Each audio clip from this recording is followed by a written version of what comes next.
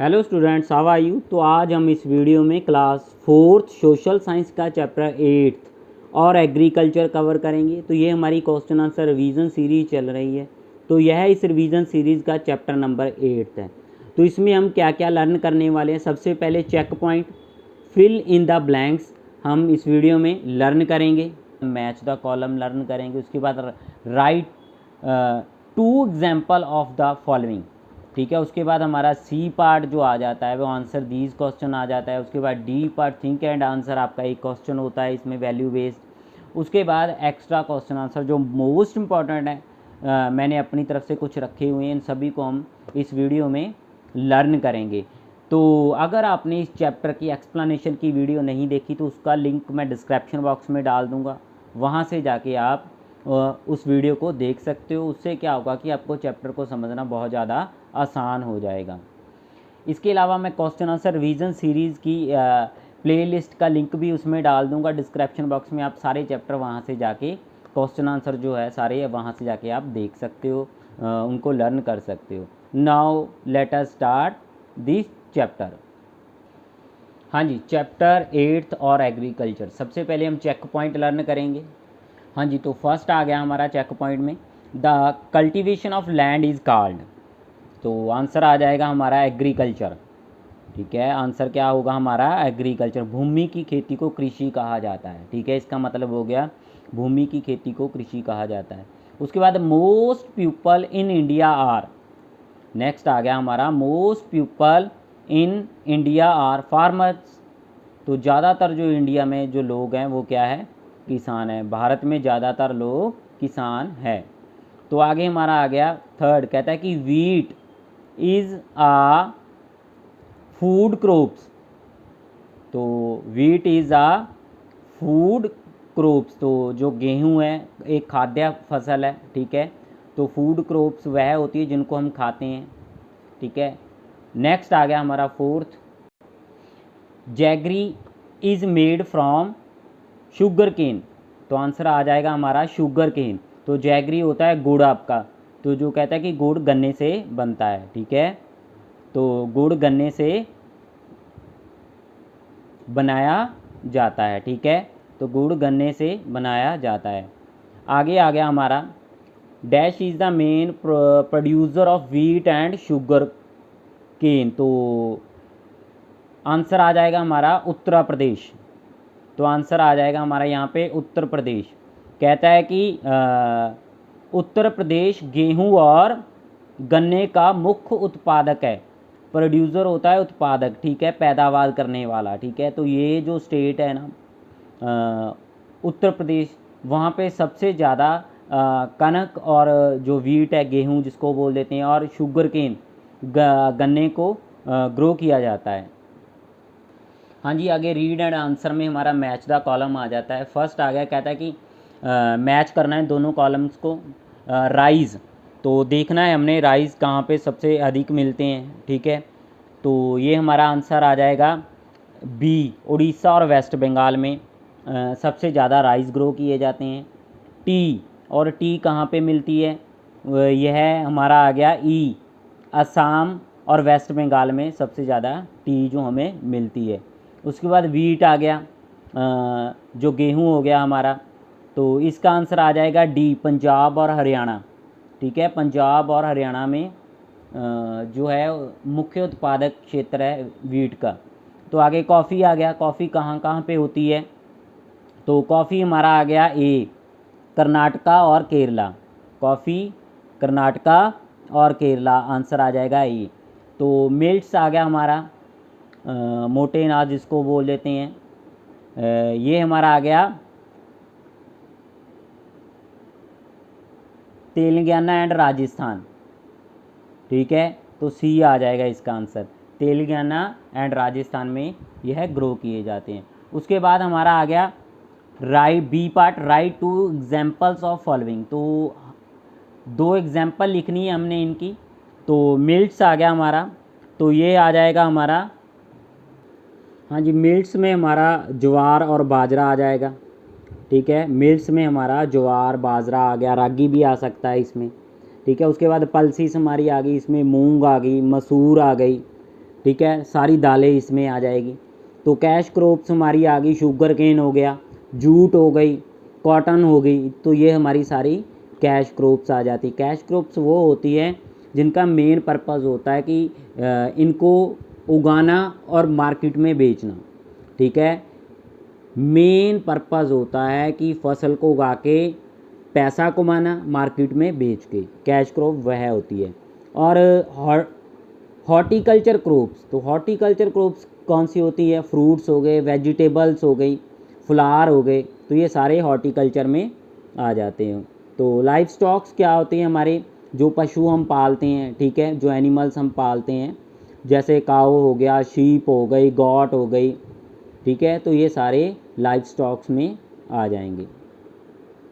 हाँ जी, तो आगे हमारे क्वेश्चन आंसर आ गए। क्वेश्चन आंसर को रिवाइज़ करने से पहले एक बार फिर से सारी की सारी बैक एक्सरसाइज को रिवाइज़ कर लेते हैं।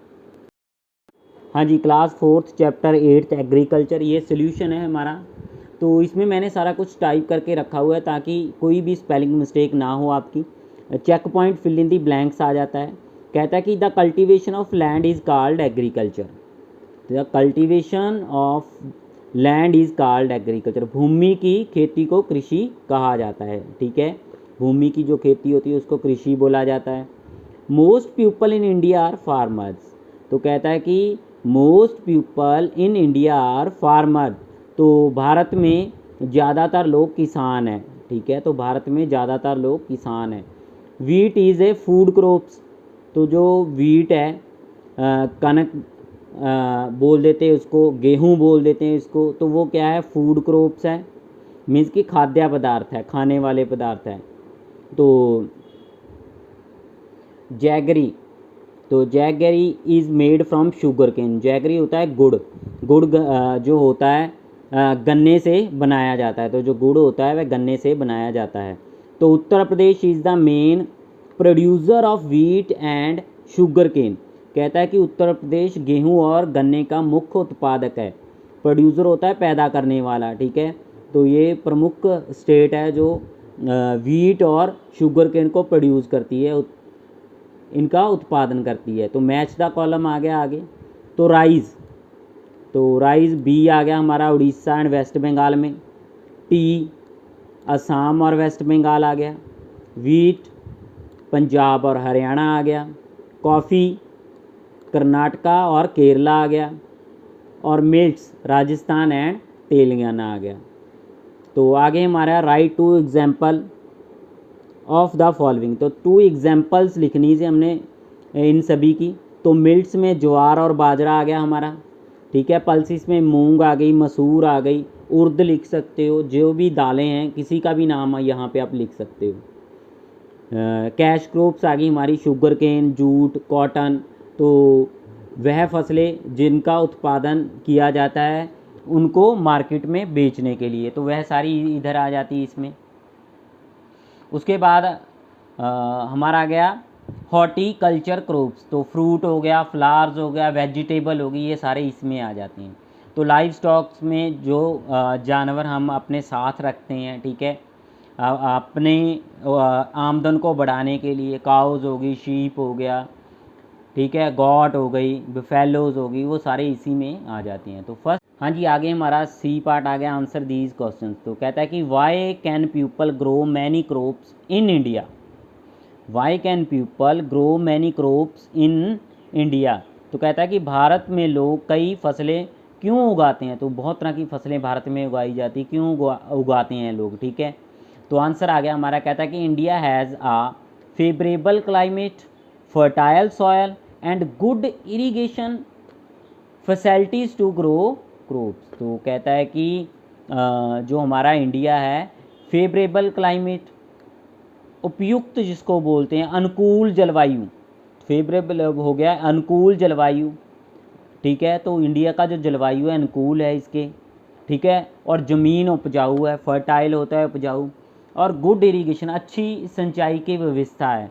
तो ये फैसिलिटी होने के कारण यहाँ पे ये सारी फसलें उगाई जाती हैं। भारत में फसल उगाने के लिए अनुकूल जलवायु वाली उपजाऊ मिट्टी है, ठीक है, अनुकूल जलवायु वाली उपजाऊ मिट्टी है और अच्छी सिंचाई की सुविधा है, तो इसीलिए यहाँ पे ये फसलें ज़्यादा उगाई जाती है। हाँ जी, नेक्स्ट क्वेश्चन आ गया हमारा, what is difference between food crops and cash crops, right 3 example of each. तो कहता है कि जो हमारी फूड क्रॉप्स और कैश क्रॉप्स में क्या अंतर है, ठीक है, इनकी 3 एग्जाम्पल भी हमने लिखनी है।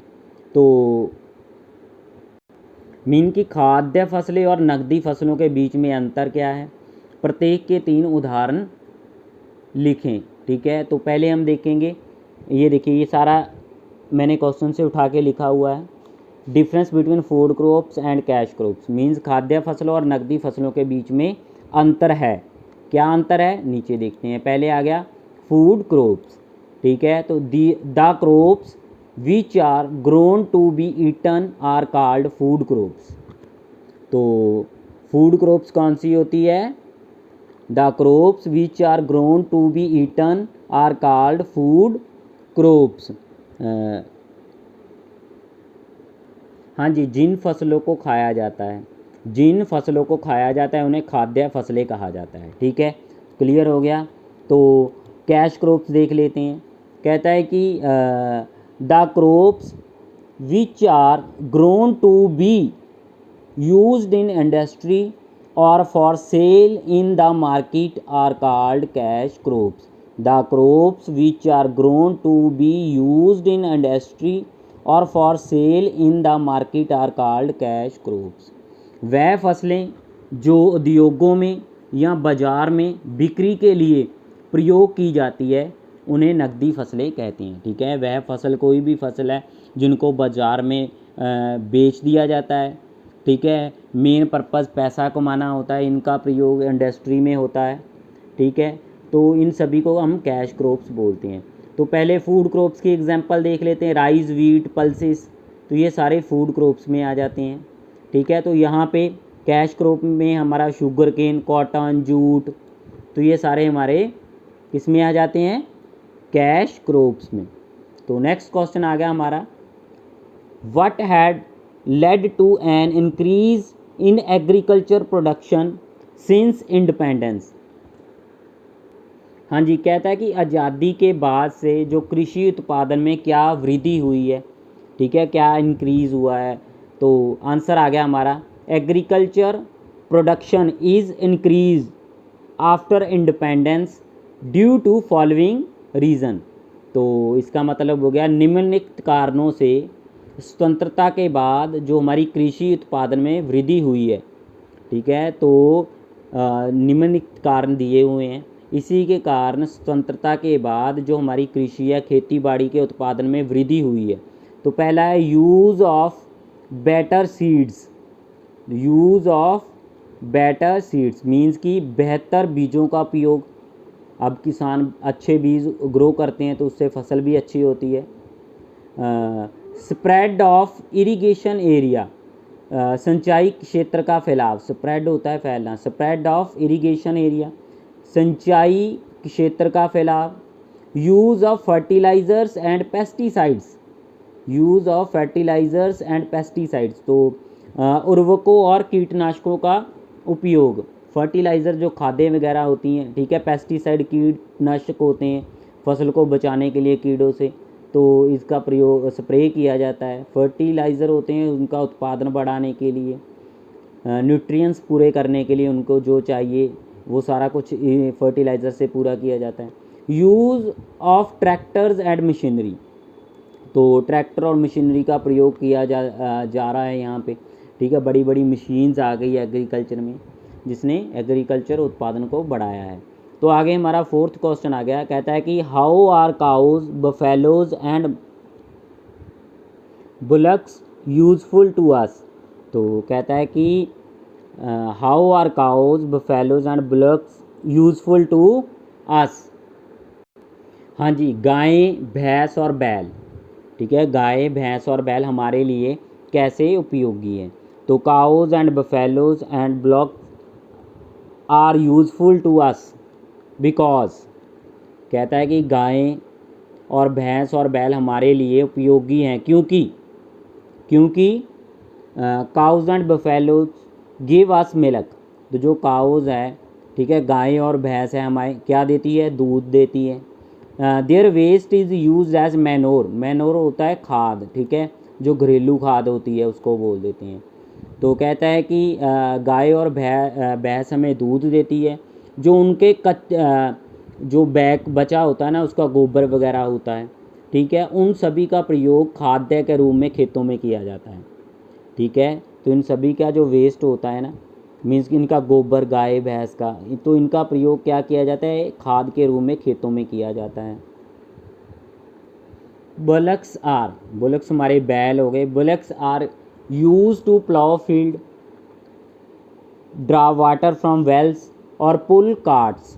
तो कहता है कि बैल का उपयोग खेतों को हल चलाने में, खेतों में हल चलाने के लिए इसका प्रयोग किया जाता है, कुओं में से पानी निकालने के लिए, खींचने के लिए पानी बाहर, और गाड़ी जो बैलगाड़ी होती है, ठीक है, उसको खींचने के लिए इनका प्रयोग किया जाता है। क्लियर है?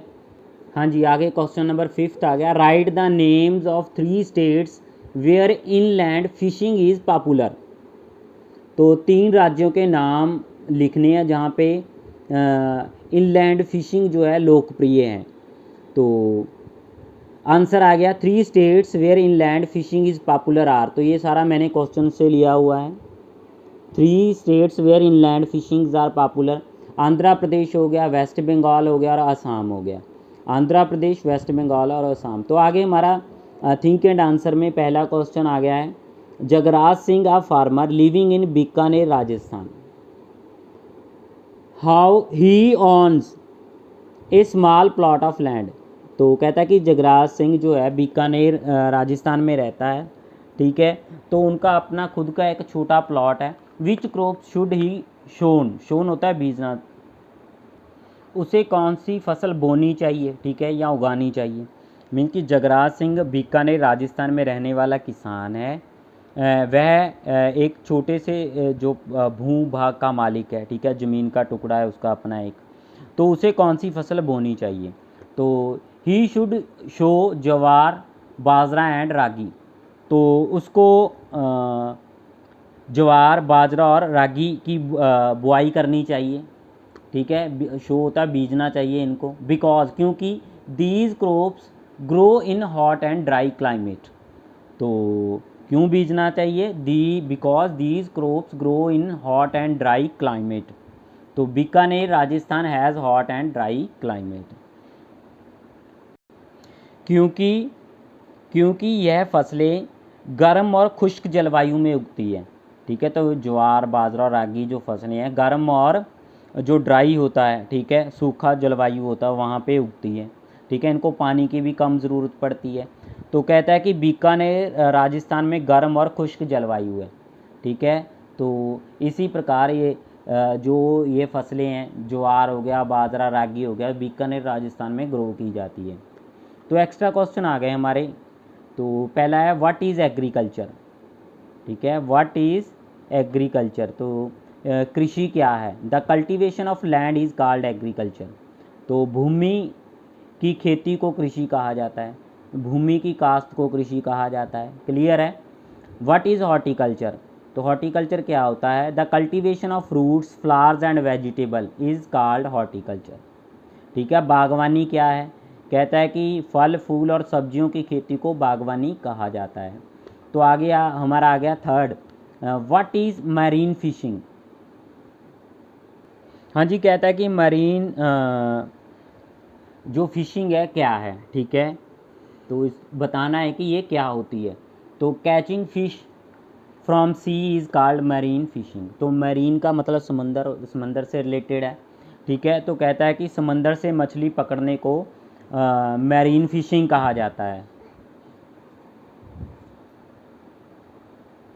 आगे हमारा फोर्थ आ गया व्हाट इज़ इनलैंड फिशिंग। कहता है कि इनलैंड फिशिंग क्या है, ठीक है। इनलैंड फिशिंग क्या होता है। कैचिंग फिश फ्रॉम रिवर्स,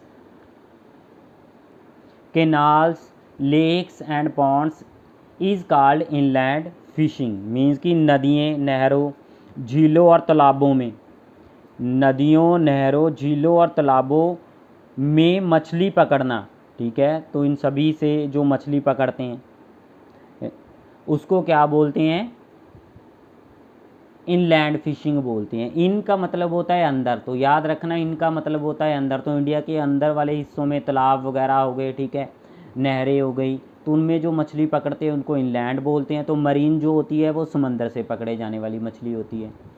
तो व्हाट इज़ लाइव स्टॉक्स क्या होते हैं, ठीक है, लाइव स्टॉक्स होता है पशुधन, ठीक है, इसका मतलब होता है पशुधन क्या है। तो animals which farmers keep for their use are called livestocks. तो पशु जिन्हें किसान अपने उपयोग के लिए रखते हैं उन्हें लाइव स्टॉक पशुधन कहा जाता है, ठीक है। तो जो किसान होते हैं बैल, भेड़ बकरी, ठीक है, बफेलोज काउज वगैरह रखते हैं, तो उनका गोबर का प्रयोग वो खेती बाड़ी में कर लेते हैं, ठीक है। उनसे जो मिल्क का उत्पादन होता है उनको बेच के अपनी जो इनकम है उनको बढ़ाते हैं।